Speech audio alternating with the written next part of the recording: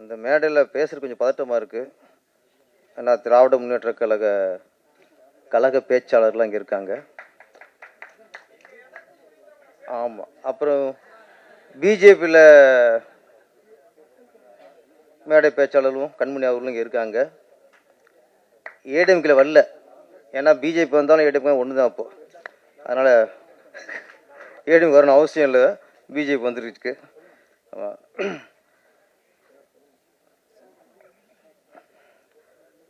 நம்ம வின்ஸ்டார் விஜய், தளபதி விஜய் அரசியலுக்கு போயிட்டார்.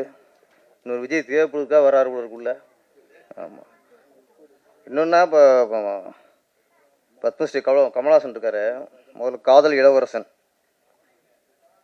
அதுக்கப்புறம் சூப்பர் ஆக்டர், அதுக்கப்புறம் உலக நாயகன்.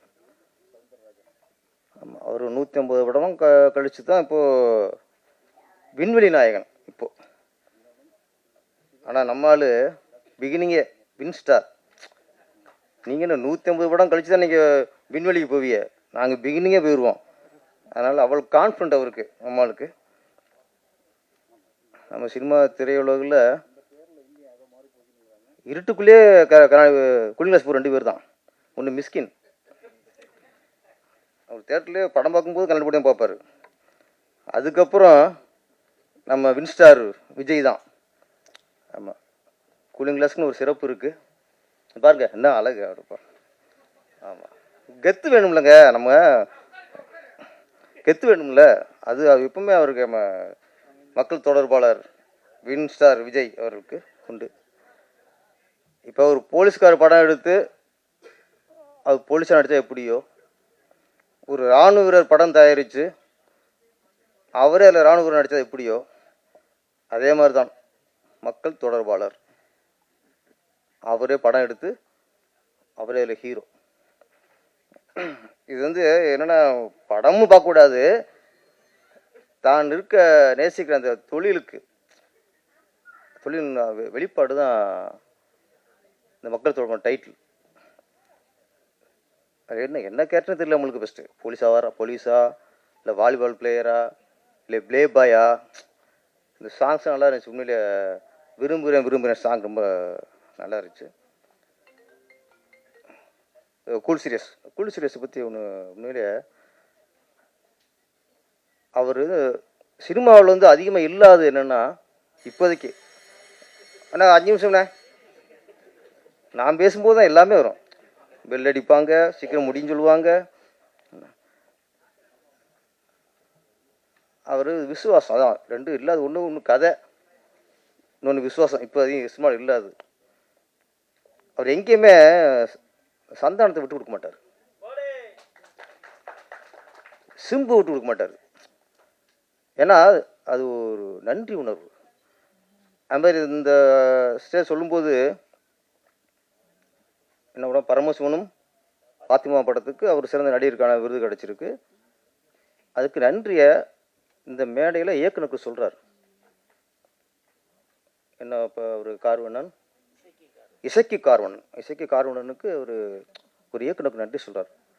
அது என்னென்னா, இன்றைக்கி யார் என்ன விருது வாங்கினாலும் சரி, யாரும் டேரக்டர் நினைக்கிறதே இல்லை. இப்போது தன்னோட நடிப்புக்கு கிடைச்ச விருது அந்த தான் இருக்காங்க. அந்த நடிப்பு எந்த படத்துக்காக, எந்த கதைக்காக, அந்த கதையை எழுதுனது யார், அது வசனம் எழுதுனது யார், நம்மகிட்ட அந்த நடிப்பை வாங்கினது யார், அது இல்லை. என்னோட ஒரு படம், அதில் ஒரு வில்லன் நடிகருக்கு சிறந்த தமிழ் மாநில விருது கிடைச்சது. கலைஞர் கையால் அவர் வாங்குறார். மாநில விருது கிடைக்கிறது ஒரு சிறப்பு, கலைஞர் கையால் வாங்குறது அடுத்த சிறப்பு. நல்ல விஷயம் தான்.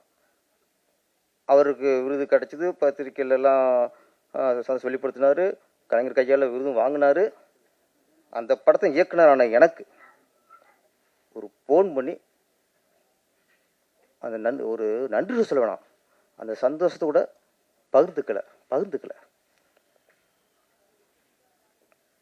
இன்னைக்கு குடிச்சு பேசும்போது தான் எனக்கு இப்படி தான் நடிகலாம் இருக்காங்க போல இருக்கு.